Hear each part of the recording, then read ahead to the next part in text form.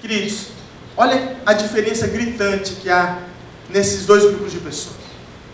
Dois grupos que estavam com a mesma necessidade, precisavam ser curados. Mesmo grupo, esses grupos estavam com a mesma carência, precisavam de um milagre de Deus. Só que foram movidos com sentimentos tão diferentes. O grupo lá que estava às margens do lago, quando Jesus apareceu, quando eles se deram conta da presença de Deus entre eles, a primeira coisa que eles fizeram foram serem movidos por amor. Por amor. Você vê que eles não correm até Jesus pedindo oração, pedindo uma bênção. Senhor, tem misericórdia de mim, me ajuda no meu problema. Você não vê o texto falando sobre isso. Você vê o texto falando o seguinte: e foram por toda a circunvizinhança e trouxeram todos os enfermos até a presença de Jesus. Olha que diferença gritante. Enquanto lá no grupo, o que imperava era a disputa. Se tem alguma coisa boa aqui, é para mim. Não estou nem aí para quem é o próximo. Então, essa diferença é muito gritante. Olha que interessante. Todos ali, lá no grupo de Genezaré, tocaram em Jesus. A Bíblia não diz isso. Mas o que nós podemos entender aqui é o seguinte: que quando Jesus apareceu, eles clamaram: Senhor, espera aqui um pouquinho. Fica entre nós. Fica entre nós, que tem muitas pessoas aqui que precisam de Ti. Para todos tocarem em Jesus, provavelmente eles organizaram um corredor. Organizaram um corredor. Para quê? Para que todos pudessem ter a chance de tocar em Jesus. Você concorda comigo? E a Bíblia diz que todos que tocavam eram imediatamente curados. Então aqui eles se organizaram, eles foram pacientes, misericordiosos, movidos com um coração missionário. Aqui é que está a questão. O coração daquele povo em Genezaré era um coração missionário. Um coração que a causa do próximo é a minha causa. A dor do próximo é a minha dor. A necessidade do outro é a minha necessidade. A minha necessidade. Então eles organizam tudo isso. Eles têm lá o Rei dos Reis, o Senhor dos Senhores, a resposta para tudo que eles precisavam. E fizeram o seguinte: não, vamos organizar isso aqui para que todos tenham a chance de ter uma cura diante de Deus. O outro grupo. O que estava prevalecendo lá era o seguinte: os olhos deles estavam tão voltados para aquela água que eles não notaram a presença de Jesus. E aquela água lá era uma água parada, uma cisterna de água parada, que era agitada de vez em quando. Tem uma palavra em Jeremias que diz o seguinte, Jeremias 2, versículo 13: o meu povo me abandonou, eu, manancial de águas, e cavaram suas próprias cisternas rotas que não retêm a água. O Senhor ali estava advertindo o seu povo através do profeta Jeremias, dizendo o seguinte: o meu povo me deixou de lado, eu que sou um manancial de águas vivas, que possa a todo momento saciar a sede deles, me abandonou e prefere água de cisterna, água parada. Esse grupo de pessoas lá em Betesda estava fazendo exatamente isso. O manancial de águas vivas estava entre eles, passando entre eles, no meio deles. Mas eles estavam tão voltados a uma cisterna de água parada que não notaram Jesus. Queridos, quando nós colocamos a nossa expectativa em uma cisterna de água parada, nós nunca vamos notar o Senhor Jesus. Nós nunca vamos notar a presença do Senhor. E quando que nós colocamos expectativa em cisterna parada, em água parada? É quando nós nos alimentamos de expectativa do outro. Quando nós esperamos que o irmão supra a minha carência e ele não supra. Quando nós esperamos que a palavra certa vai vir de alguém e ela não vem. Quando colocamos a esperança num sistema corrupto e ele não acontece.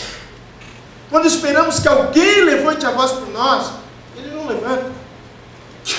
Quando esperamos que aquela oportunidade aconteça e ela não acontece. Ou quando decidimos com a nossa própria força, com o nosso próprio intelecto, produzir algo espiritual, não produzimos. Ou quando a força do nosso braço decide fazer o que Deus disse que iria fazer. Ou quando nós tentamos produzir o milagre e o socorro de Deus. Quando nós fazemos isso, estamos colocando a nossa expectativa em uma cisterna de água parada e não estamos notando a presença do Todo-Poderoso. Os nossos olhos estão tão voltados a algo corrupto, a algo que pode falir, que pode falhar, enquanto deveríamos colocar os nossos olhos no Deus Todo-Poderoso, que nunca, a palavra de Deus diz, desampara aqueles que o buscam. Quando o pessoal de Genezaré teve a visita do Senhor Jesus, o coração deles encheu de fé, de expectativa. Em quem? Na pessoa certa. Naquele que podia ouvir o clamor e atender o seu pedido. Naquele que podia fazer o milagre, naquele que podia tirá-los daquela situação. E foi exatamente isso que aconteceu. Aquele pessoal que estava ao redor daquele tanque, o que eles não tinham? Tempo. Não tinham tempo para Jesus. Seus olhos estavam tão voltados no seu problema, na sua dificuldade, que eles não tinham tempo para o Senhor. Eles estavam tão ocupados com o seu método de resolver as coisas, que não tinham tempo para Jesus. Os seus olhos não estavam em Jesus, não tinham tempo para Jesus. Já o outro grupo não. Opa, peraí, Senhor. Peraí. Nós temos bastante trabalho para ti aqui onde nós estamos. Fica um tempo aqui com a gente, nós vamos organizar um negócio aqui, para que todos tenham uma chance. O que é isso? Tempo. Tempo. Aquele pessoal tinha tempo para o Senhor Jesus. Eu quero te dizer uma coisa. Há uma promessa de que o Senhor Jesus estaria no meio do seu povo. Que Ele passearia no meio do seu povo. Que Ele responderia a oração. Agora a diferença é o seguinte. O Senhor Jesus vem para quem tem tempo. Quem não tem tempo, não nota. Quem não tem tempo, não escuta. Quem não tem tempo, não vê. E são esses que não têm tempo, que não escutam e não veem, que vivem reclamando, dizendo que o Senhor não atende o seu pedido, dizendo que a sua oração não é ouvida, dizendo que o Senhor não assiste na sua dificuldade. Essa é a maior mentira que você pode falar. Porque a Bíblia diz que os ouvidos do Senhor estão atentos ao clamor de seus filhos. Em 2 Crônicas 16, 9 também diz que os olhos do Senhor estão atentos e passam por toda a terra para ajudar aquele cujo coração pertence a Ele. Sabe o que está acontecendo nos dias de hoje? O pão continua tendo. A água continua jorrando. Por quê? Porque é o Senhor Jesus. Ele diz, eu sou o pão da vida. João capítulo 6. Ele diz que Ele é a água viva. Então não acabou. O que está acontecendo hoje é que não há fome desse pão e não há sede dessa água. A palavra de Deus continua infalível. O nosso Deus continua respondendo oração. Às vezes eu vejo pessoas falando, não, mas aqueles milagres eram para os dias da igreja primitiva. Mentira! São para hoje.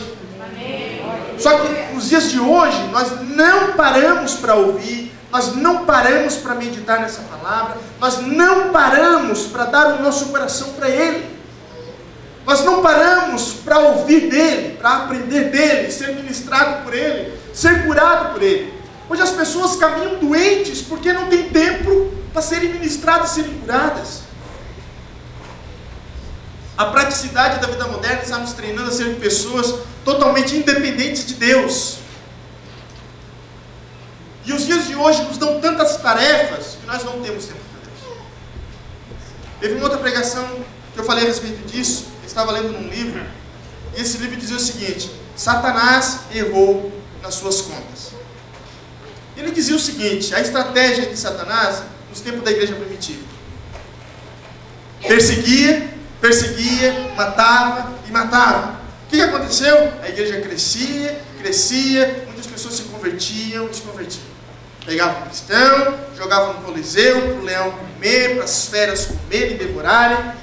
A coragem daquele cristão sendo devorado e ao mesmo tempo cantando louvores ao Senhor, ao invés de causarem medo, causavam, sabe o quê? Admiração daqueles que estavam olhando, que também se convertiam ao Senhor. Aí começaram a divulgar a palavra de Deus, traduzindo a Bíblia para vários idiomas. Aí foram lá, perseguia, colocava fogo, destruía as Bíblias. O que acontecia? Mais Bíblias eram produzidas, mais pregações eram feitas, mais pessoas se levantavam para ela. A ponto que Jerônimo Savonarola dizia o seguinte: o sangue dos mártires é a semente da igreja. Quanto mais sangue cai na terra, mais produz crentes. Aí ele diz o seguinte, Satanás errou as contas. Mas ele diz também o seguinte, que nos dias de hoje, a estratégia dele não é essa. Principalmente em países livres como o nosso. A estratégia dele hoje é o seguinte, eu vou dar tanta tarefa para esses crentes, que eles não vão ter tempo para Deus. Eu vou dar tanto trabalho para eles, que eles não vão ter tempo para ler Bíblia. Até dentro da igreja, eu vou dar tanta ocupação com ministérios, que eles não vão ter tempo para ler a Bíblia. Muito menos para meditar na Bíblia. Aí vem uma ideia de que o nosso trabalho agrada ao Senhor. De que Deus está interessado no que nós produzimos para Ele. De que Deus está interessado no que eu posso, com o meu suor, produzir para Ele. Deus não está interessado. O maior interesse de Deus, sabe qual é? Faça assim com a sua mão, um dedo assim. Agora aponta para o teu coração. Esse é o maior interesse.